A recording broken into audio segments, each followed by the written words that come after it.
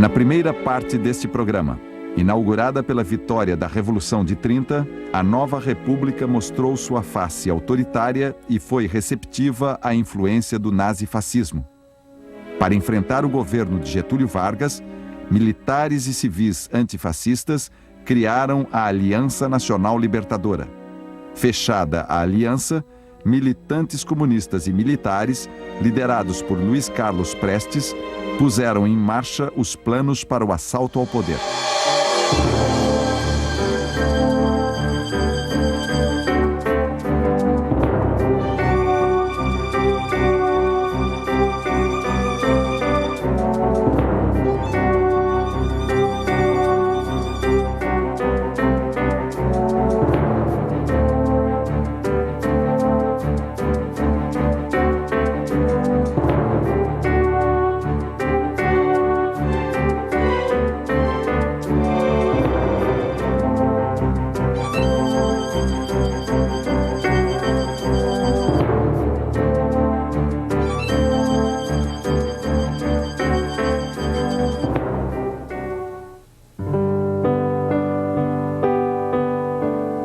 Novembro de 1935 foi um mês de muito calor no Rio de Janeiro. A cidade fervia, sem contudo alterar sua rotina. Nada parecia indicar que uma revolução estivesse a caminho. O único sinal visível de insatisfação popular foi notado na zona sul da cidade, quando os banhistas ficaram proibidos de sair da praia sem camisa. Para a polícia, andar sem camisa era um atentado à moral e aos bons costumes.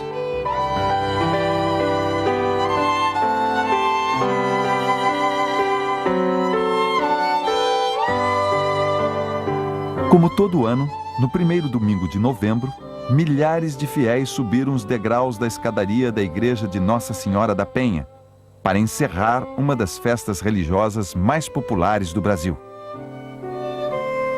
Ainda em novembro, uma heroína internacional fez um pouso forçado em Araruama, no litoral fluminense. Depois de completar a travessia do Atlântico mais rápida da história, voando de Dakar a Natal, no Rio Grande do Norte, em 13 horas, um vazamento deixou o avião da destemida aviadora neozelandesa Jim Batten sem combustível no trajeto para o Rio de Janeiro. A Força Aérea resgatou Jim Batten na beira da praia e ela pôde voar finalmente até a base do Campo dos Afonsos. O mesmo Campo dos Afonsos que, 10 dias depois, seria um dos palcos do levante comunista no Rio de Janeiro. Já em novembro, nós fomos convocados pelo secretário do Nordeste para uma reunião. Nós, só o secretariado, que era composto, o Comitê Regional éramos 9, e o secretariado éramos 3. Então fomos convocados pelo secretário do Nordeste, só os 3, né? E lá então nos foi comunicado que a Revolução estava às portas, estava para estourar a qualquer momento.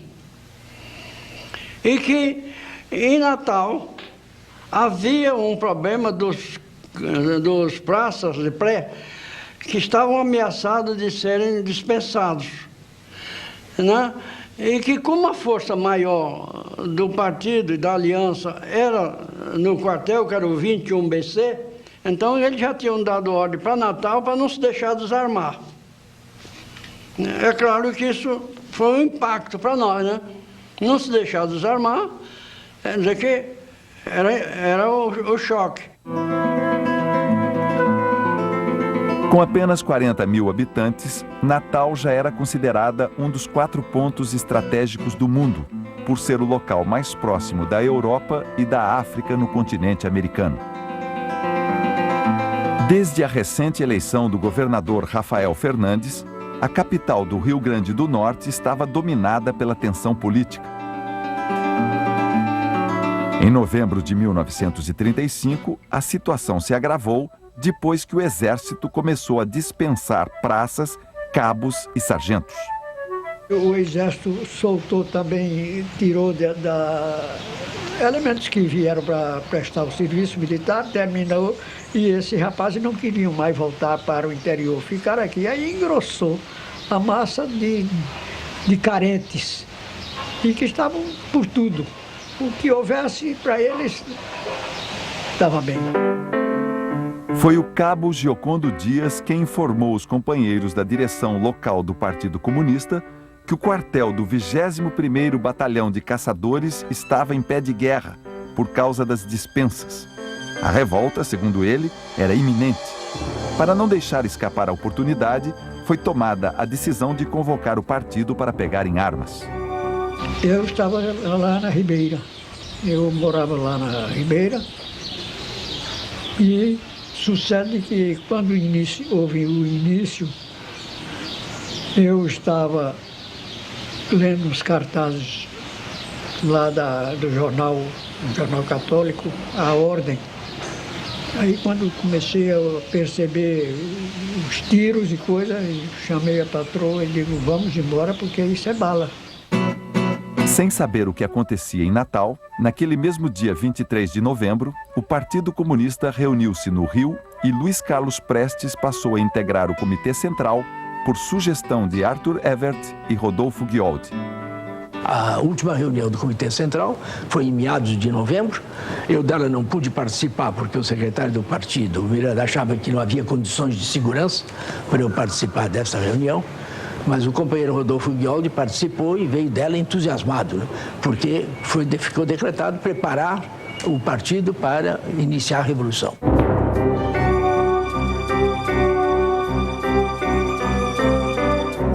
A notícia da insurreição em Natal chegou a Recife no próprio sábado, 23 de novembro, poucas horas depois de iniciada. Ao receber a informação do que ocorria, o secretariado do Nordeste do Partido Comunista marcou o levante em Recife para a manhã do dia seguinte. O movimento iria começar no dia 24, não é? 24 pela manhã, no domingo.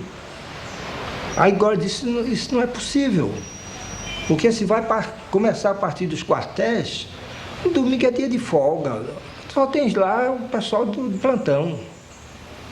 Os soldados estão em casa, nos seus lazeres, os oficiais estão de férias, de folga que não tem ninguém nos quartéis. E Cílio Meirelles então disse, eu também acho que o dia é impróprio. Eu fui contactado em casa por um membro do comitê regional, que o secretário do Nordeste se comunicou com ele, mandou ele me procurar para se mobilizar o partido, veja bem, domingo, 10 horas da manhã, para mobilizar o partido, mandar o partido, o pessoal para determinados pontos, com uma determinada senha, um determinado ponto, que ali eles seriam contactados para receber armas. Mais uma vez, o partido ia fazer a revolução sozinho. O levante teve início na Vila Militar, no bairro do Socorro, a 18 quilômetros do centro da cidade. Os rebeldes enfrentaram dura resistência antes de dominarem o quartel. Quando conseguiram controlar a situação, distribuíram armas entre civis e um pelotão marchou sobre Recife. Os dirigentes do movimento de Socorro não tiveram cuidado de desligar os telefones do comando do quartel para o Recife, para a cidade, enfim. Então, os oficiais que se enclausuraram no quartel, no comando do quartel, na sala de comando, começaram a telefonar para o Recife todo, os quartéis, para a Secretaria de Segurança, que estava havendo um movimento em Socorro. No caminho do centro da cidade, a torre da igreja Nossa Senhora da Paz era um excelente ponto estratégico. Depois de pedir licença e prometer não estragar os objetos de culto, 2 metralhadoras pesadas foram instaladas na torre, de onde os rebeldes dominaram o Largo da Paz por 38 horas. O partido havia dito a Gregório que ele, quando levantasse o movimento, desse o grito de alerta e iniciasse o movimento no quartel-general, que era o quartel-general, ele teria a adesão de 300 estivadores que estavam organizados para aderir ao movimento. Não apareceu nenhum estivador. Quer dizer, o movimento foi feito à revelia. Eu mesmo soube disso, como toda a sociedade pernambucana, como notícia assim, sem nenhuma fundamentação. Uma coisa eclodiu um movimento uns tiros aqui no Recife e em Socorro parece que há um início de uma revolta. Ninguém sabia de nada, não houve adesão popular nenhuma. Além do quartel do 21º Batalhão de Caçadores, os rebelados ocuparam rapidamente, em Natal, o Palácio do Governo, a Escola de Aprendizes de Marinheiros, o aeroporto e outras repartições. A cadeia pública foi tomada e 68 presos postos em liberdade. A base mais importante dos civis que entram no quartéis é constituída de estivadores, no qual o presidente do sindicato, que era o sindicato mais importante aqui de Natal, ele invade o quartel, ele era do Partido Comunista, o seu vice também é do partido, ele era uma liderança expressiva, e, aliás, a maior parte dos indiciados dos processos dos civis são de estivadores, e eles invadem, digamos, conscientemente. Os únicos focos de resistência foram o quartel da Cavalaria e o quartel da Polícia Militar. Cercados e debaixo de intenso tiroteio, eles resistiram até esgotar sua munição.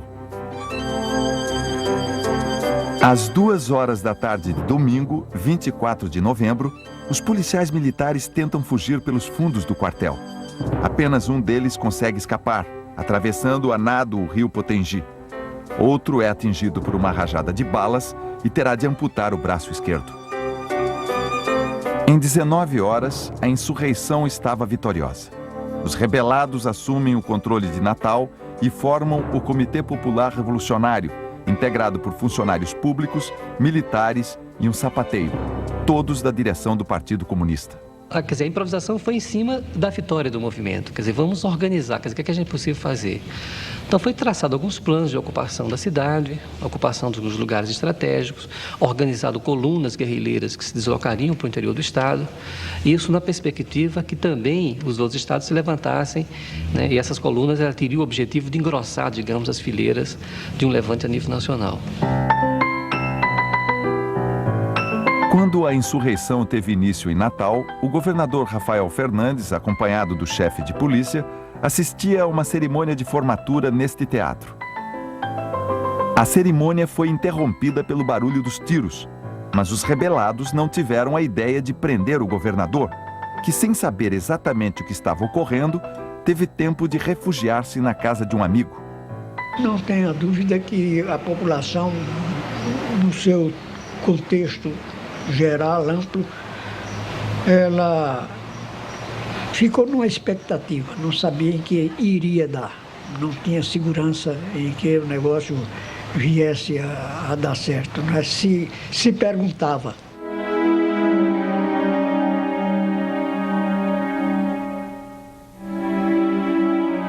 Prestes foi pego de surpresa com a notícia da rebelião em Natal, no domingo, 24 de novembro, à noite. O movimento podia ter eclodido aqui na noite de 25 para 26, até. Quer dizer, com 2 dias de antecedência. Mas não houve meio de encontrar o secretário do partido e eu não queria tomar a responsabilidade de iniciar o movimento no Rio de Janeiro sem ser com a direção do partido, com o secretário-geral e com a comissão executiva do Comitê Central. Àquela altura, o governo federal já pusera as tropas da 1ª Região Militar de prontidão e prendera, no Rio de Janeiro, 150 pessoas, entre comunistas e antigos membros da Aliança Nacional Libertadora. Só quando já estavam atrás das grades é que ouviram de um carcereiro que os comunas estavam fazendo uma revolução lá pelo norte.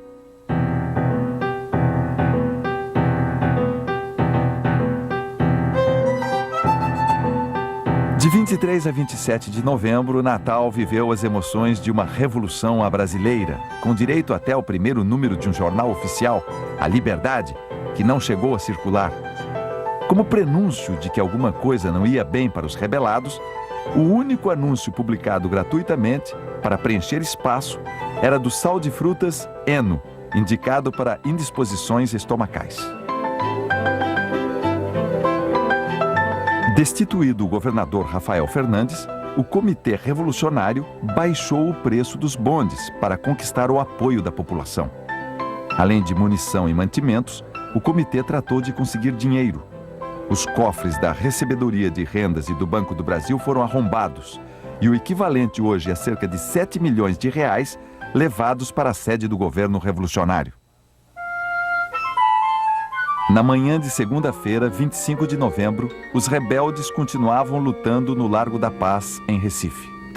No combate haviam morrido 100 pessoas, em sua maioria civis. Já cercadas, as forças rebeldes souberam que reforços do governo estavam a caminho.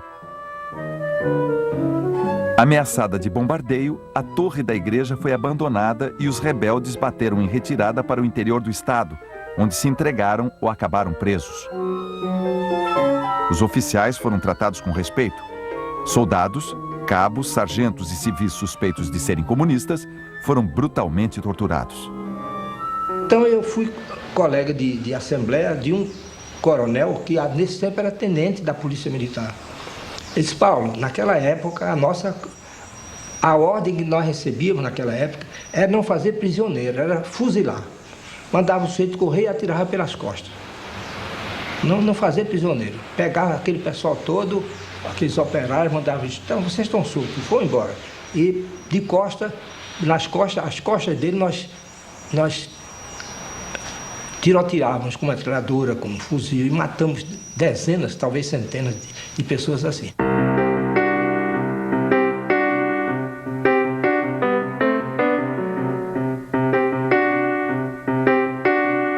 Segunda-feira, 25 de novembro.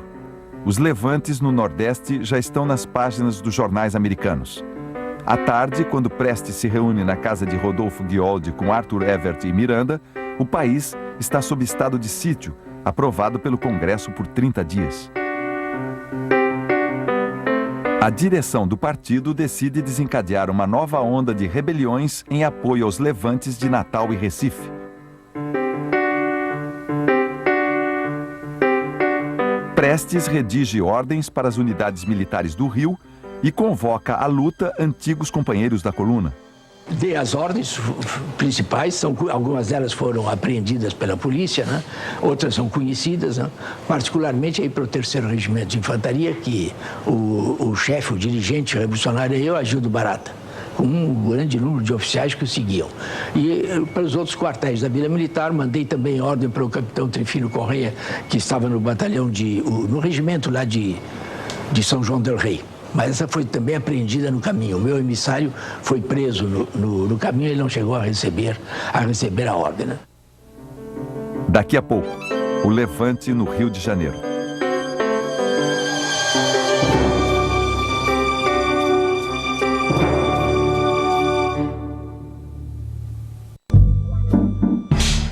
Stop. Santiago morreu poucos anos depois dessa filmagem. Dele restaram 30 mil páginas e 9 horas de material filmado, além de minha memória e da memória dos meus irmãos.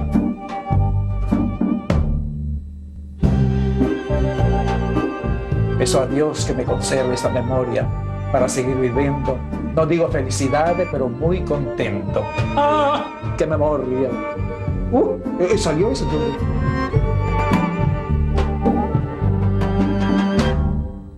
Você sabe onde tem uma Casas Bahia mais perto de você? Aí mesmo, no cafezinho. Você viu?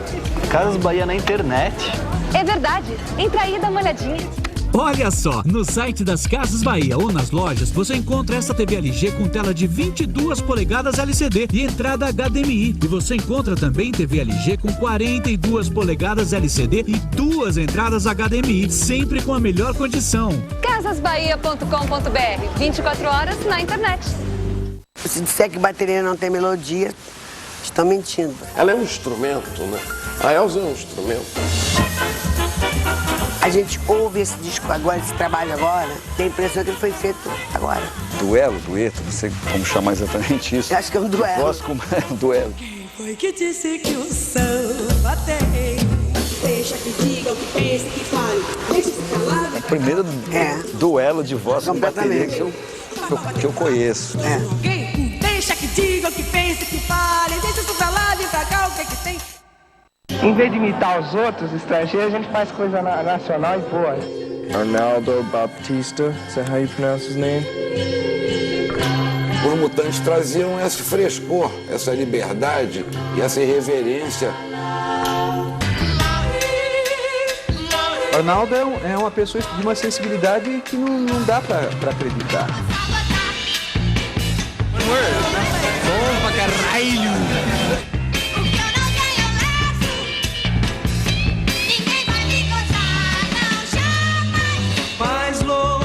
Tô com esperança enorme de acontecer uma coisa boa comigo aqui. Não é feliz. Eu sou feliz.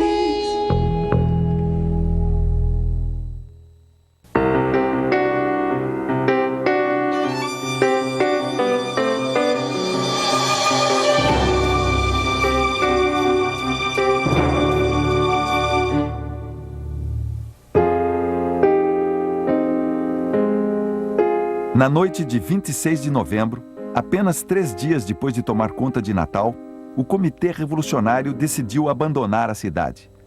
A derrota da coluna de rebeldes que se deslocara para o interior do estado e a notícia do fracasso do levante em Recife foram decisivas para precipitar a fuga.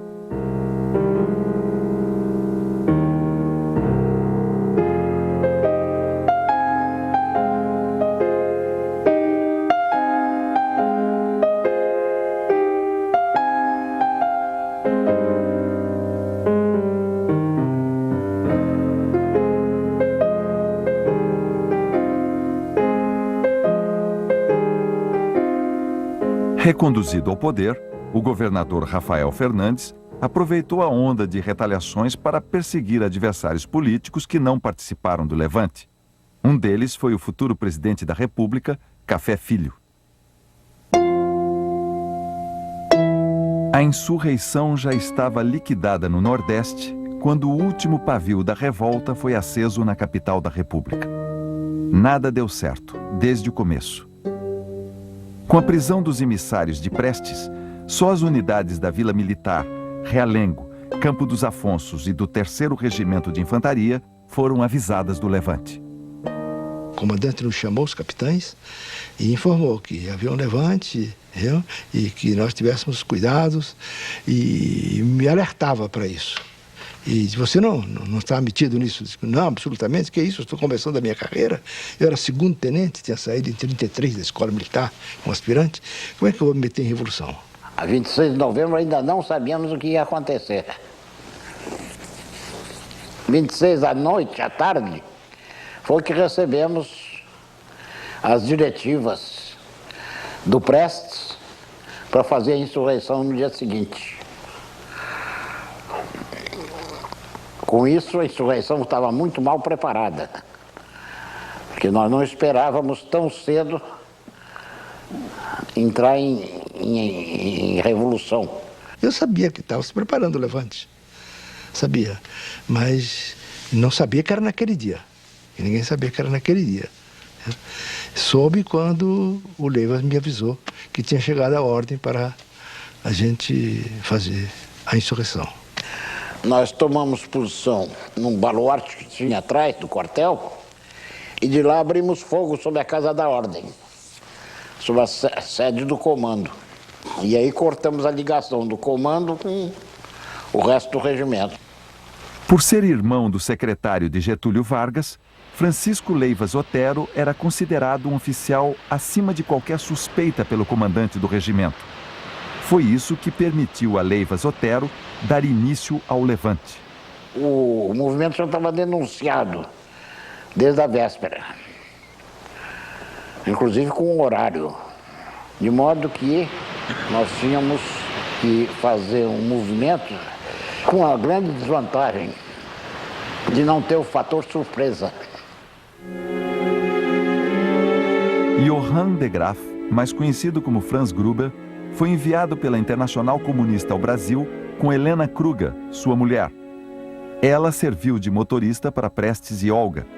Ele deu aulas de fabricação de bombas e técnicas de sabotagem a militantes do partido. Suspeita-se que tenha sido ele o principal informante do governo sobre a insurreição de 35. Que o Franz Gruber, ou Paul Gruber, ou Johnny de Graaf, não importa que nome ou codinome tivesse, era um espião, era um agente, não há nenhuma dúvida. Quanto a isso, não há dúvida. Eu disponho de documentos que comprovam que ele tinha sido processado na Alemanha, já na Alemanha hitlerista, por militância comunista, e dispõe de documentos também que comprovam que ele recebia dinheiro dos Estados Unidos, provavelmente dinheiro que teria vindo do Foreign Office, do Intelligence Service, do Serviço Secreto britânico, para os Estados Unidos, que foi mandado para ele. O levante na Praia Vermelha tinha como objetivo tomar rapidamente o quartel do 3º Regimento de Infantaria e deslocar batalhões para o Arsenal de Marinha, a Polícia Militar e a Polícia Especial. Um destacamento deveria tomar o Palácio Guanabara e outro, o Palácio do Catete, onde Getúlio seria deposto e preso. Só uma parte do plano pôde ser cumprida. Então, houve uma resistência dentro do quartel muito grande. Houve um combate até às 5 horas da manhã. O movimento começou até às 2h30 e só foi tomar conta do quartel às 5 horas da manhã. Até lá houve combate, bala por todo quanto é canto. Quando afinal conseguiram dominar o 3º Regimento, os revoltosos estavam encurralados, com o mar na retaguarda e as tropas do general Dutra bloqueando a única saída por terra. As granadas da artilharia do governo não demoraram a incendiar o quartel. Em meio ao fogaréu, um soldado disse duvidar que até um miserável percevejo conseguisse escapar. No 3º, ninguém dormia. Isso é mentira escandalosa, isso é um absurdo. E oficiais morreram, sim, ali. Morreram outros oficiais, que não esses dentro do 3º. Morreram na Avenida Pasteur. E eles receberam, não flores, mas sim balas. E porque nós atiramos e quem está atirando não sabe que está atirando para pegar alguém lá. E os oficiais que eu sei que morreram, que estão naquele mausoléu, morreram na Avenida Pasteur, nos atacando. Então não estavam dormindo e também não eram do 3º RI. Ao amanhecer o dia 27 de novembro, também ficou insustentável a posição dos rebeldes no Campo dos Afonsos. A antecipação do levante na Praia Vermelha dera tempo ao comando para entrar em prontidão e reforçar sua defesa.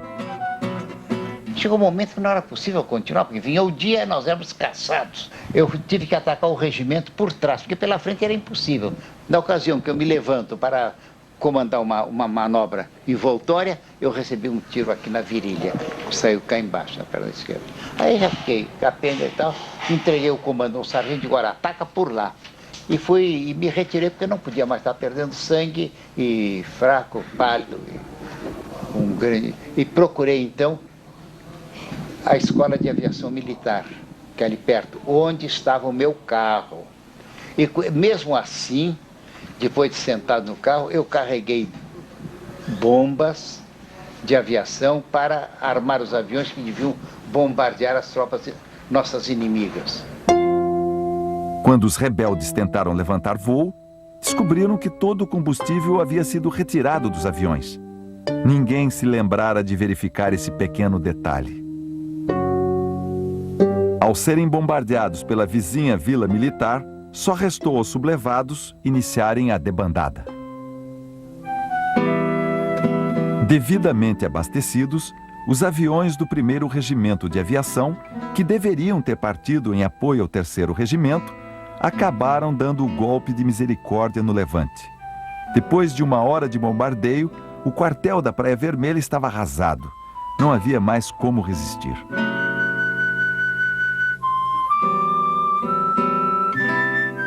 Os rebeldes, afinal, se renderam por volta do meio-dia e saíram sob escolta pela Avenida Pasteur.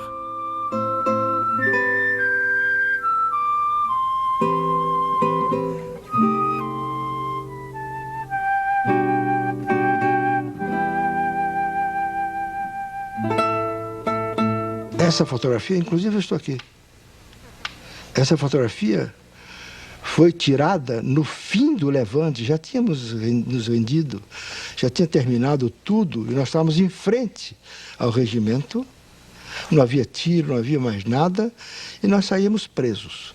Porque nós resolvemos nos juntar para mostrar coesão e para nos defendermos dos elementos que estavam lá e que queriam nos fuzilar, porque a ordem devia ser de nos fuzilar.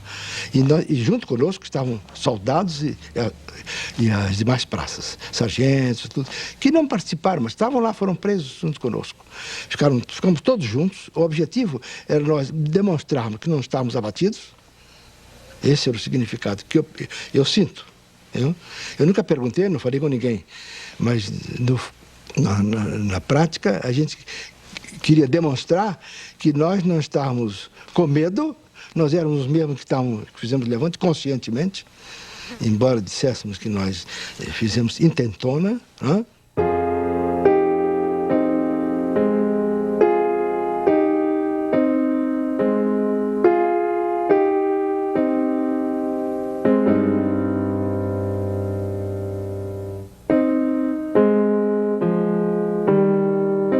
A insurreição já fora derrotada quando foi transmitida de Moscou a resposta da Internacional Comunista ao telegrama em que Arthur Evert informara que poderiam ser obrigados a agir e insistira na remessa dos dólares pedidos. A Internacional dizia a seus enviados no Brasil que eles mesmos deveriam decidir quando achassem necessário agir. Quanto aos dólares, confirmava a remessa do equivalente hoje a R$1.300.000, metade do que fora pedido.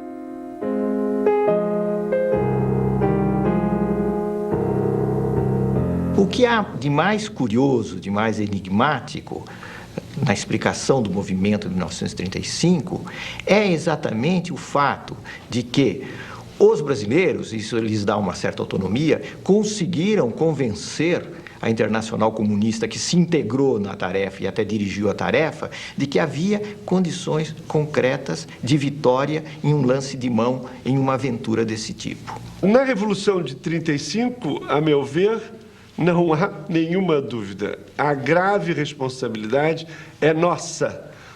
Os brasileiros têm que assumir essa responsabilidade. Foram os brasileiros que levaram as informações equivocadas a Moscou, que engrandeceram uma insatisfação revolucionária, e foram os brasileiros que tomaram todas as decisões aqui em Moscou.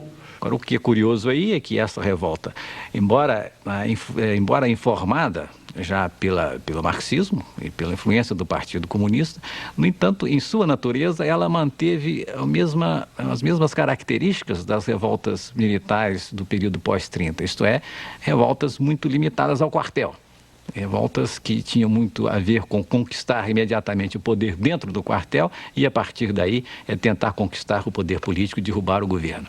O levante no Rio de Janeiro e o levante em Recife foram tipicamente quarteladas. O levante de Natal, ele começa com uma quartelada, mas ele tem uma adesão popular muito grande. E o que dá a ele características diferentes dos outros dois movimentos, né? Ele consegue mobilizar, quer dizer, aí os comunistas já entraram e ele consegue mobilizar o povo. Por quê? Porque vão para a rua distribuir dinheiro, vão para a rua distribuir alimentos, os saques foram muito grandes, mas não há nenhuma organização política, um cimento ideológico que faça ter algum peso aquela junta revolucionária de Natal, em que pese as mais generosas intenções que eles tinham. Tanto que eles tomaram o Natal com uma facilidade extraordinária e também abandonaram o Natal com uma facilidade extraordinária.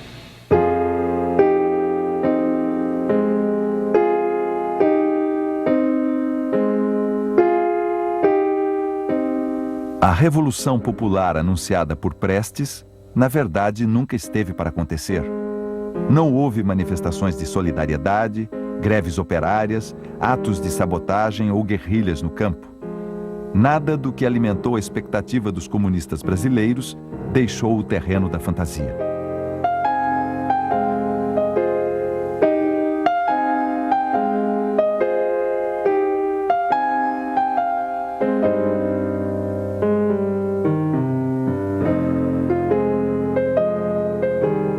Mais uma vez, o grande vitorioso foi Getúlio Vargas.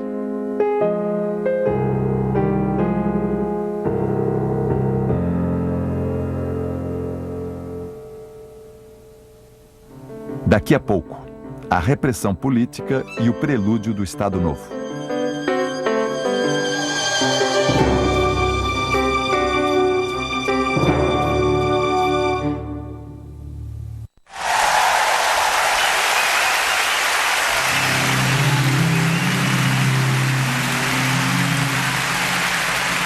Desde sempre, o camarim para mim ficou sendo uma espécie de playground. Sempre que eu chego no camarim dá um sono, cara. Tipo aquele sono da morte, assim, sabe? Imagina a memória que não tem aqui nessas paredes, né? Vocês vão ver o show, vocês vão ver com que facilidade sai. Aqui o problema. Eu era uma pessoa que eu tinha vergonha de trocar de camisa na frente de alguém. O camarim faz parte da entourage generalizada. Falei certo isso?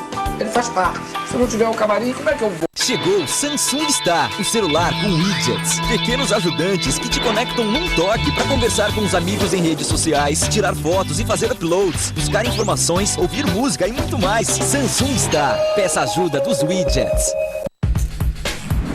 Olha, eu tô desesperadamente procurando o Ney Latorraca. Queremos fazer um programa sobre ele, você sabe onde ele tá? Ele mora no mesmo prédio da Anissete e do Paulo Goulart. Uma vez até eu perguntei pra ele, Ney, você mora no mesmo prédio da Anissete? Ele falou assim, moro. Eles embaixo, eu na cobertura. Finalmente te achei. Bom? Claro, tô aqui. Não é difícil me achar, não, viu? Agora entrou uma música Agora liberou geral. Tem que pedir ali, Thiago, pra baixar um pouquinho essa música. Procurando Ney. Procurando quem? Programa inédito com Ney Latorraca. Nesta terça, 9 da noite no Canal Brasil. Próxima sexta, você está convidado a experimentar o lado estranho da vida. Não faça essa experiência, gente. Zé do Caixão revela as curiosidades do cineasta Neville d'Almeida. A cena da piscina no Rio Babilônia, até hoje não se sabe se houve ou não. Estava dentro d'água e não dava para ver direito. E o que você acha? A sua opinião agora. O estranho mundo de Zé do Caixão. Isso pode acontecer mesmo?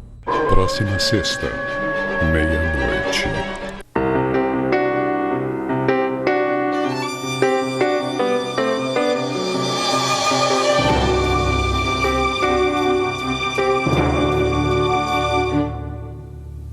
O 60º aniversário das revoluções de 35, é preciso deixar claro que o que houve de generosidade, o que houve de engajamento sincero desses participantes nas várias revoltas. Quer dizer, os historiadores não podem se transformar em promotores de acusação. Porque outros revoltosos fizeram atos extremamente semelhantes ao que os revoltosos de 35 fizeram e chegaram ao governo e se transformaram em quase heróis da pátria. Neste ponto da Baía de Guanabara, ainda é possível ver os restos do casco de um navio que uma tempestade levou a pique em janeiro de 1959. Batizado de Dom Pedro I, era mais do que um navio desativado, era uma relíquia histórica. Em 35, ele fora requisitado pelo Ministério da Justiça para servir de presídio político. Não demorou a ficar evidente que um navio era pouco para os milhares de prisioneiros feitos pelo governo entre novembro de 1935 e os primeiros meses de 1936. Sócrates Gonçalves, Leivas Otero e José Gutmann acabaram em Fernando de Noronha.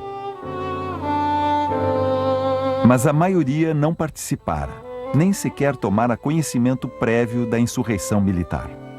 Vários políticos, artistas, escritores e intelectuais pegaram as sobras da ira governista e foram parar na cadeia.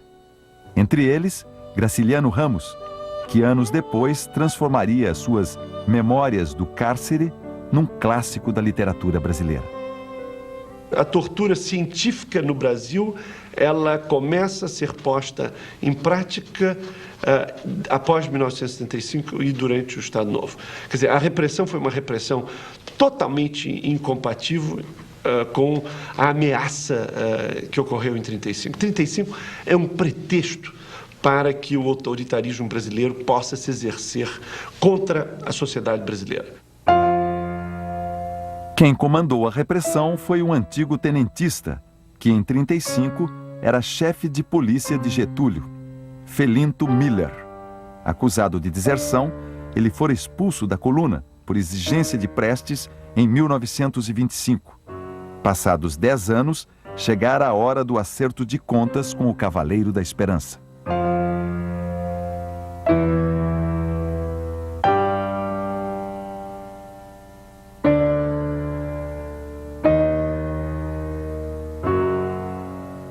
A histeria anticomunista tomou conta do país.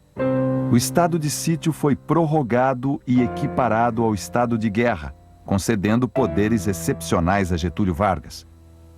15 dias depois dos levantes, o Congresso aprova alterações na Lei Monstro, que a tornam ainda mais repressiva.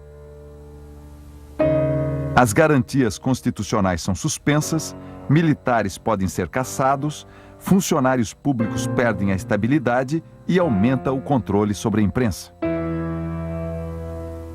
Informações obtidas através da tortura de membros do Partido Comunista levam o governo a fechar o cerco sobre os enviados da Internacional.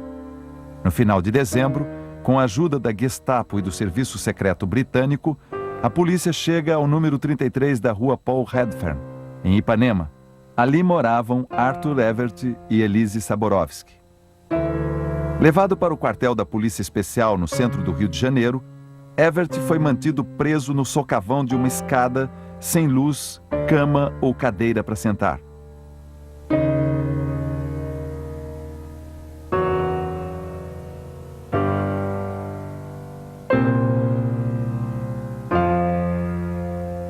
De tanto ser torturado, Evert acabou louco e recolhido ao manicômio judiciário.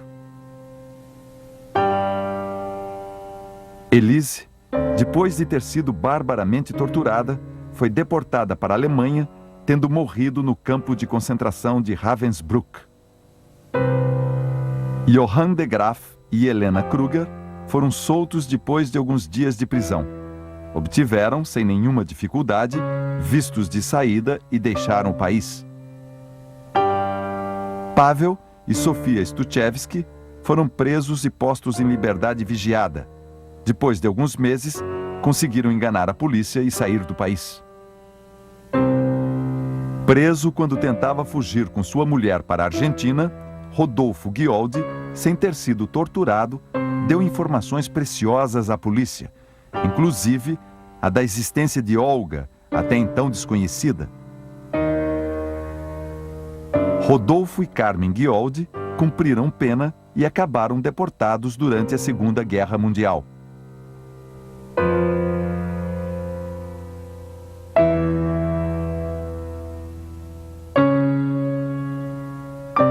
Em janeiro de 1936, chegou a vez do americano Victor Allen Barron, morto na prisão 2 meses depois.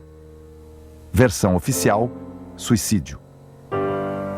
Prestes e Olga Benário foram os últimos do grupo de enviados da Internacional Comunista a serem presos. Detidos a 5 de março, tomaram rumos diferentes. Prestes foi levado para a Polícia Especial, onde ficou em total incomunicabilidade, proibido de ler e escrever. Olga, que estava grávida, seria deportada por ordem de Getúlio Vargas para a Alemanha nazista.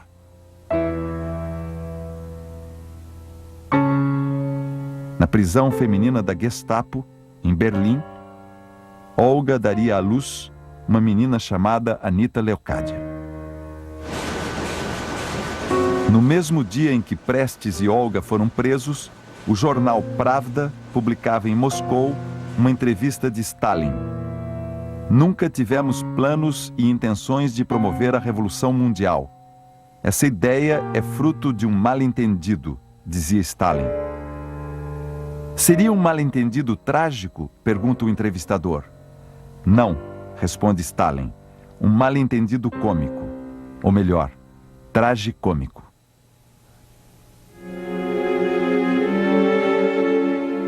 Prestes foi condenado a 16 anos e 8 meses de prisão.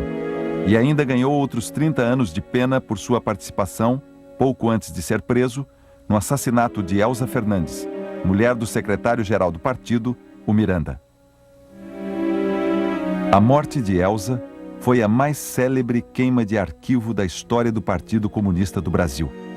Instigada por Prestes, a direção do partido decidiu matar a suposta traidora.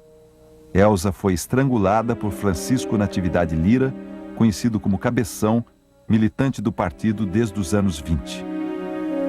O que o Partido Comunista fez com Elza Fernandes não é muito diferente do que Getúlio Vargas e Filinto Miller fizeram com Olga Benário. No fundo, aí são duas faces de uma mesma moeda chamada intolerância. E no caso da menina, da garota, da Elza Fernandes, mais do que isso, eles partiram de uma suspeita, uma mera suspeita de que ela fosse policial, de que fosse informante, coisa de que eu estou convencido que não era. Era uma adolescente, era uma menina de 16, 17 anos, deslumbrada com o fato de ser mulher do secretário-geral do Partido Comunista, que fazia besteiras, fez besteiras na cadeia, fez besteiras fora da cadeia, e que é executada de uma maneira brutal por ordem expressa da direção do Partido Comunista e por membros da direção do Partido Comunista. Além da Comissão Nacional de Repressão ao Comunismo, formada em janeiro de 1936, é criado no mês de setembro o Tribunal de Segurança Nacional, órgão da Justiça Militar para julgar os chamados crimes políticos. A última etapa da escalada autoritária viria no ano seguinte.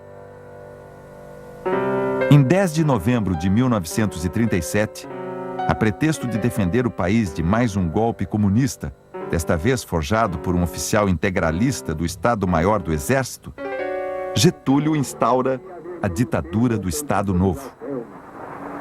Quando as competições políticas ameaçam degenerar em guerra civil, é sinal de que o regime constitucional perdeu o seu valor prático, subsistindo apenas como abstração. O que muitos temiam que acontecesse caso os comunistas tomassem o poder, acabou acontecendo sob o patrocínio dos seus vitoriosos inimigos. Não existiam órgãos... 15 de julho de 1945.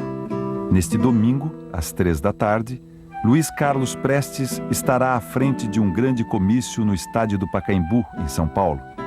Anistiado por Getúlio Vargas, Prestes encontra-se em liberdade desde abril, depois de passar 9 anos na prisão. Também presente no comício está o antigo companheiro de Prestes na coluna, Miguel Costa. O Cavaleiro da Esperança agora é o secretário-geral do Partido Comunista, que desde 1943 defende uma política de união nacional com apoio a Getúlio.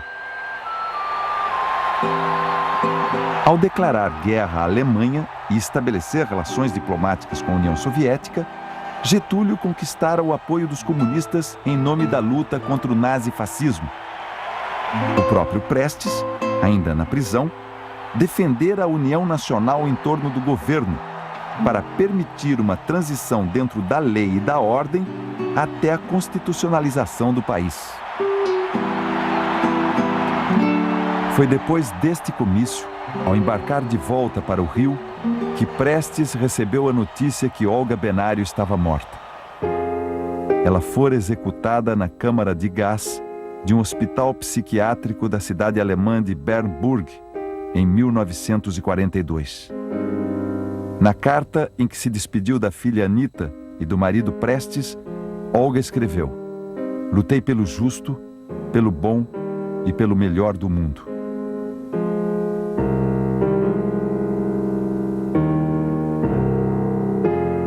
O que pareceria impossível, afinal, acontece. Getúlio e Prestes estão juntos no mesmo palanque. Ambos apoiam o candidato a vice-governador de São Paulo. Getúlio se elegera senador pelo Rio Grande do Sul. Prestes, concorrendo pelo Partido Comunista, fora o senador mais votado no Rio de Janeiro. No final de novembro de 1947, o Partido Comunista já estava novamente na clandestinidade, vítima da Guerra Fria e de um legado de ódio que se expandiria durante a ditadura militar implantada em 1964. Os militares nunca se esqueceram do levante de 35. Lembrado todos os anos, com pompa e circunstância, à beira do mausoléu, inaugurado em 1940 pelo governo de Getúlio Vargas, para homenagear os 22 soldados que morreram lutando ao lado do governo durante a insurreição. Sempre é oportuno lembrar a traição perpetrada contra a soberania do Brasil em 1935. O presidente Castelo Branco e as mais altas autoridades da República reverenciam os que tombaram em defesa da liberdade e dos direitos fundamentais do homem e que a fúria comunista pretendeu exterminar. Mas a nação sobreviveu. As solenidades oficiais pelos mortos de 35 ganharam nova dimensão a partir de 1968, quando o mausoléu foi transferido do cemitério São João Batista para a Praia Vermelha, o próprio local onde ocorreu o levante.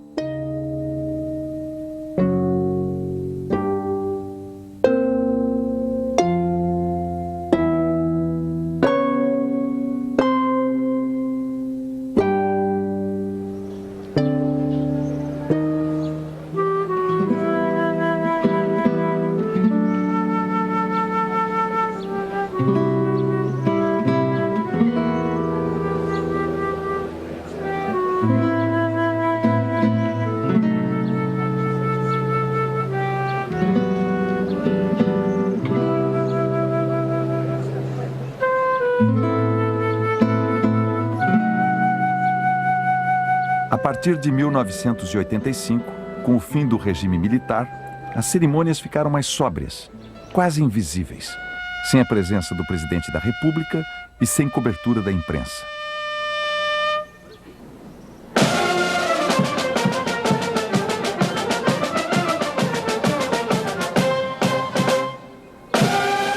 Mas nem a queda do Muro de Berlim e a derrocada da União Soviética conseguiram atenuar o sentimento anticomunista até hoje estimulado em nossos quartéis. Prova disso, esta declaração publicada no Boletim Mensal do Clube Militar em novembro de 1995. O eco da implosão do comunismo internacional, que tinha como fonte geradora a falecida União Soviética, ainda não chegou aos ouvidos dos comunistas brasileiros. Alguns deles, encastelados em altos cargos do governo e mesmo fora dele, os ditos intelectuais de esquerda, escondem suas aguçadas garras e tentam, com belos discursos e medidas demagógicas, executar os mesmos mandamentos que norteavam os assassinos frios que mataram covardemente seus camaradas enquanto dormiam. 60 anos depois do levante, ainda havia quem acreditasse, contra todas as evidências, que militares haviam sido mortos covardemente pelos insurretos e que o comunismo internacional estava, em 1995, encastelado em altos cargos do governo. A paranoia anticomunista não dá trégua ao esquecimento. Cultiva velhas diferenças e tenta ressuscitar fantasmas de um tempo que passou. Afinal, o que prevaleceu no Brasil desde o fim do regime militar foram eleições democráticas e não assaltos ao poder.